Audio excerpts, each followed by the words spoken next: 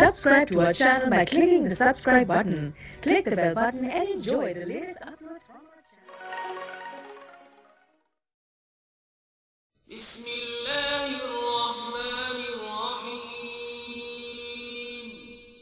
شروع اللہ کے نام سے جو بڑا مہربان نہایت رحم والا ہے۔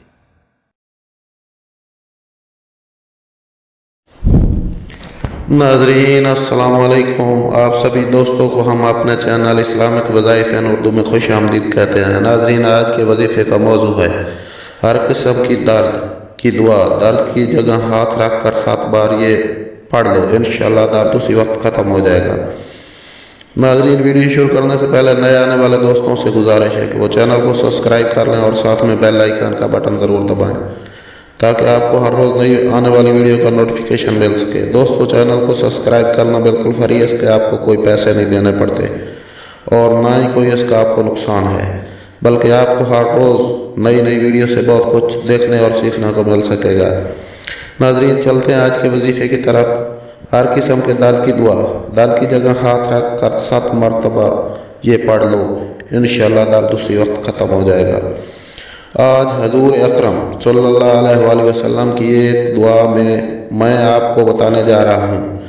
جب بھی آپ کا جسم درد کرنے لگے، چاہے وہ سر کا درد ہو، کمر کا درد ہو، آپ کے پاؤں پہ چوٹ لگی ہو، آپ کے دانت کا درد ہو، چاہے کسی قسم کا بھی درد ہو، درد کیوں نہ ہو، وہ حضور اکرم صلی اللہ علیہ وسلم کی بتائی ہوئی یہ دعا ایسی طریقے سے کریں گے تو انشاءاللہ اللہ آپ کو شفا ضرور عطا کرے گا۔ درد میں مبتلا ایک صحابی رسول اکرم صلی اللہ علیہ وسلم کی خدمت میں حاضر ہوا۔ اس وقت حاضر ہوا جب اس کے جسم میں بہت زیادہ درد ہو رہا تھا۔ حاضر ہو کر اس نے اللہ کے نبی صلی اللہ علیہ وآلہ وسلم سے اپنے درد کے بارے میں بتایا۔ ہمارے پیارے آقا محمد صلی اللہ علیہ وآلہ وسلم نے اس صحابی کی یہ دعا بتائی، صحابی کو یہ دعا بتائی۔ آپ نے ارشاد فرمایا، تم اپنے جسم پر درد والی جگہ پر ہاتھ رکھ کر 3 مرتبہ بسم اللہ پڑھنے کے بعد آپ نے یہ 7 مرتبہ دعا پڑھنی ہے۔ صحیح مسلم کی یہ حدیث ہے کہ دعا کو اور اچھی طرح یاد بھی کر لیں۔ جزاک اللہ۔ وہ دعا جو رسول کریم صلی اللہ علیہ وسلم پڑھ کر مریضوں پر دم فرماتے تھے، ایسی دعا جو ہر مرض کا علاج ہے۔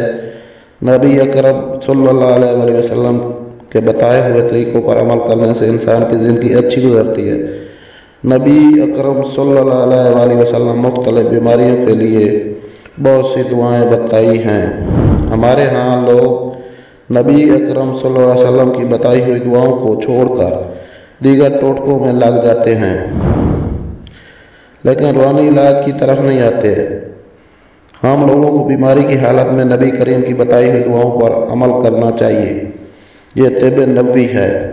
ابن ماجہ میں اس بارے میں بہت سی دعائیں اور رسول کریم صلی اللہ علیہ وسلم کے دم فرمانے کا مفصل بیان موجود ہے۔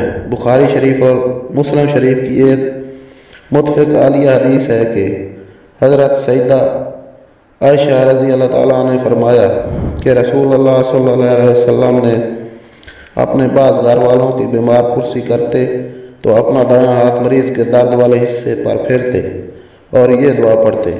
جو دعا آپ صلی اللہ علیہ وآلہ وسلم نے پڑھی وہ دعا آپ کے سکرین پر ہے۔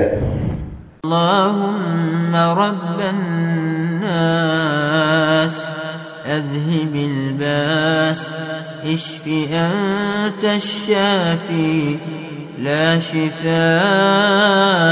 الا شفاءك شفاء لا يغادر سقما۔